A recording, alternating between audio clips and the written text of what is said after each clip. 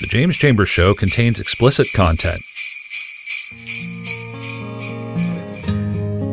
Welcome to the Christmas edition of The James Chambers Show. I'm your host for this podcast, James Chambers. Merry Christmas and happy holidays to everyone. It's that time of year again. It's time for trees and tinsel and eggnog and family, food and gifts, all to celebrate the birth of our Savior, Santa Claus. Born in an Amazon shipping warehouse thousands of years ago before Sigourney Weaver, Santa Claus's destiny was written in the heavens.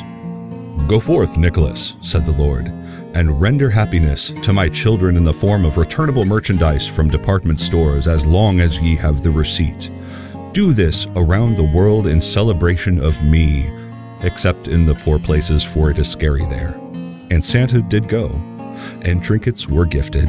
And lo, the people of the first world did rejoice and make merry, for on that day we are all happy customers, saying, "Oh, how nice," and I'm sure it will fit, and "So you made this by hand then? Great." But with merriment comes a curse, a dark side of joy that some may have the misfortune of meeting this very year. For Santa is not the only old one stalking about your holiday home. Oh no, beware, beware the cold hands and claws of the Christmas horrors to come, and take heed lest you fall prey to their evil. Godspeed. In the mountains of Iceland, in deep thickets of rowan trees, far from prying eyes and curious wanderers, there sits a hovel, made of rotting wood and moss and mud. This house, should you call it that, bears the burden of being called home to a monster. If you were to approach, and you should never approach, a foulness of odor and mood shall overtake the absent-minded traveler, and they will be driven mad and left to wander the wilderness until cold and hunger take them. In the hovel sleeps Grilla, a troll of horrible proportion and disposition. Grilla has an insatiable hunger that drives her from her hole each year in search of her favorite meat. And there is much we do not know about this abomination, but what we do know is this. Grilla is very, very old.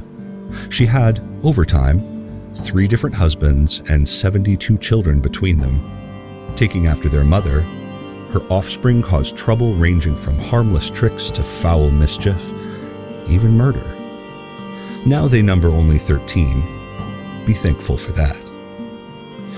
Each Christmas, Grilla comes down from her mountain hovel to hunt for naughty and rebellious children, those who are lazy or impetuous, or who don't heed their parents' warnings to be good lest Grilla come for them. She thrusts the naughty children in her rough sack and drags them back to her house of rot, where she boils them alive for her favorite stew of young meat and bone. And satiated for a time, Grilla sleeps and waits until the next Yule harvests of sinful fledglings. Before their monstrous mother stalks the night of Christmas, her 13 sons, the Yule lads, run amok, causing much annoyance and grief. For 13 nights before Christmas, each Yule lad will make his way to the homes of Icelandic children across the countryside with a specific motive in mind. The Yule lads are petty thieves and pranksters, and they include such little charmers as sheep coit clog, a peg-legged sheep fancier, Gullyhawk, who hides out in ditches or gullies and waits for just the right moment to run into the cowshed and lick the foam off the fresh milk in the milking buckets. Stubby, who is unusually short, but don't mention that should you see him, lest he take a few inches of you for himself.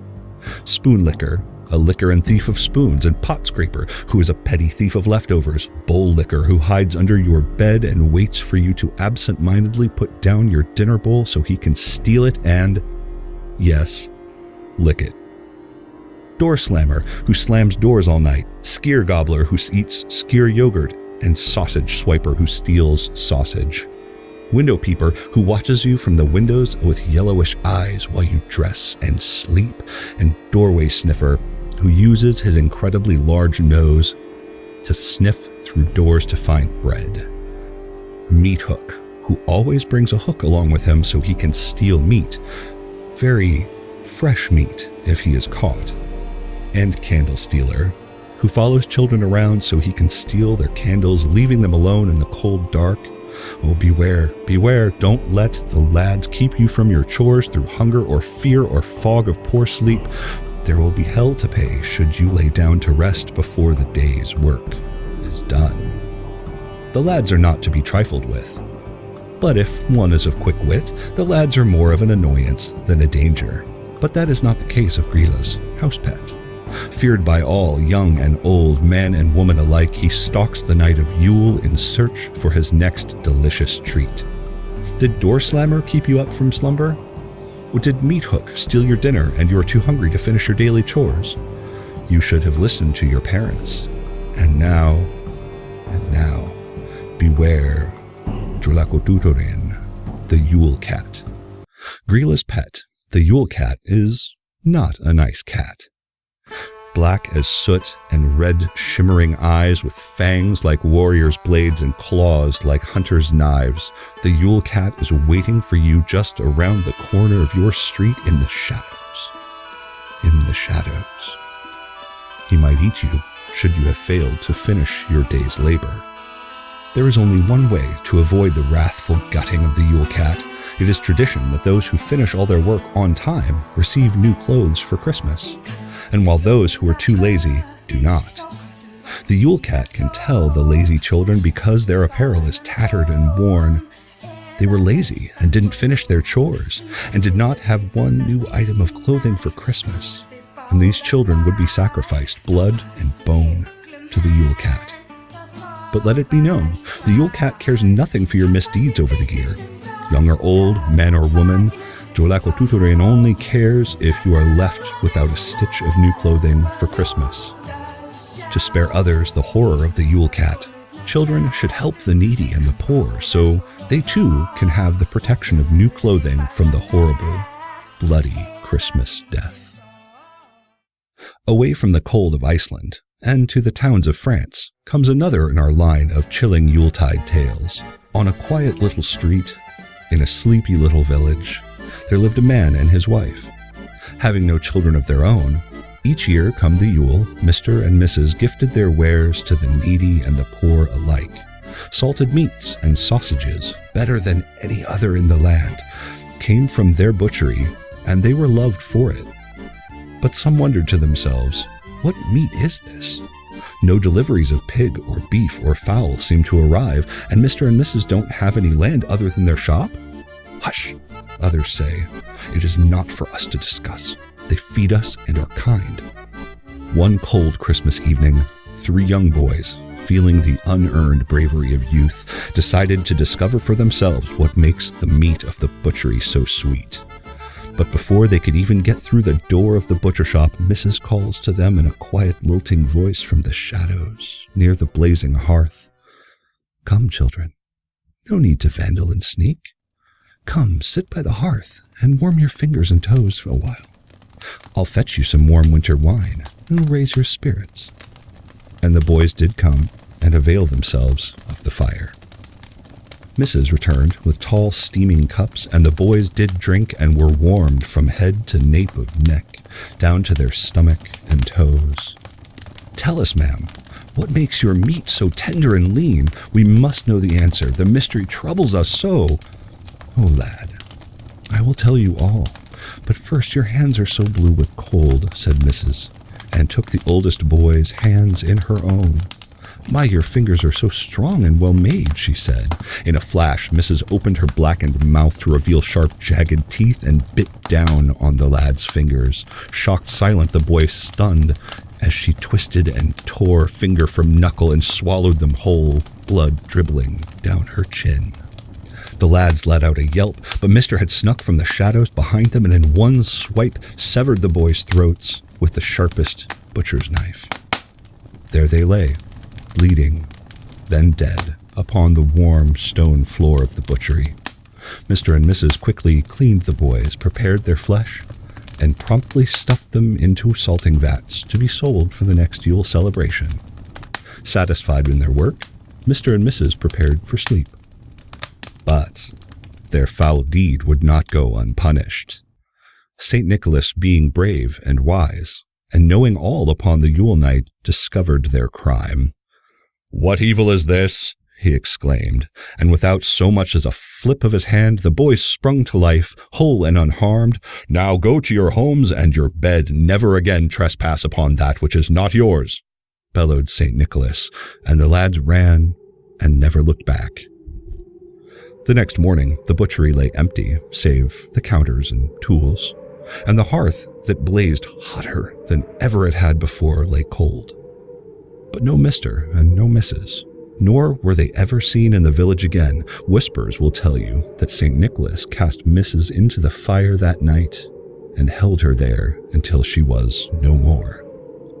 Whispers will also say that for his deviance and crimes, St. Nicholas took Mr. and enslaved and chained him and changed him forever, and forever he would be servant to St. Nicholas and henceforth be called Père Fouettard, the Father Whipper.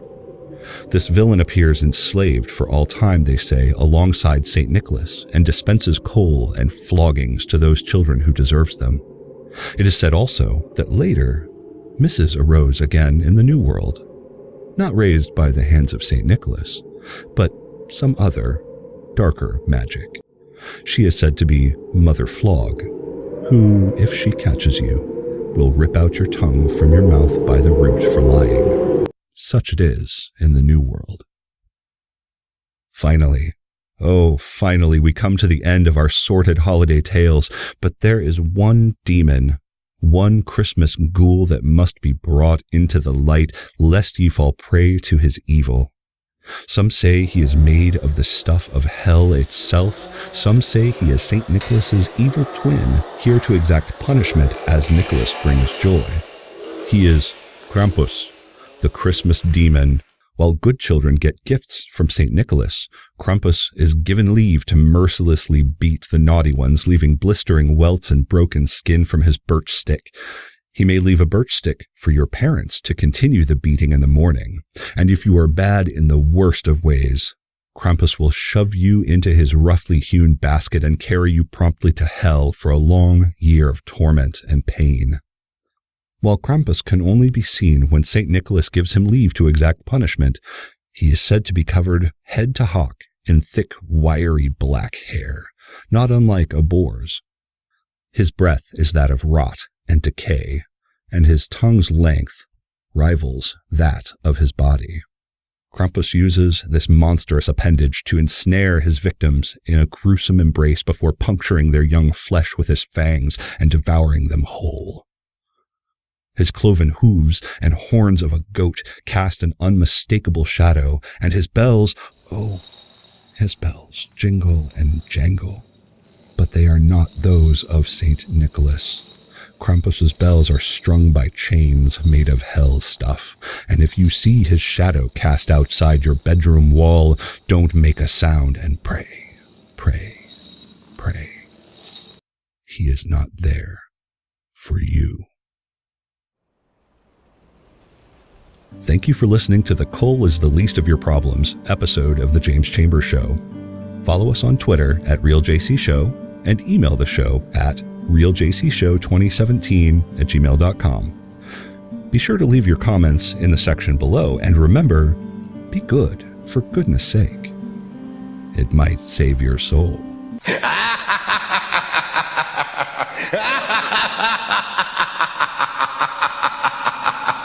ha!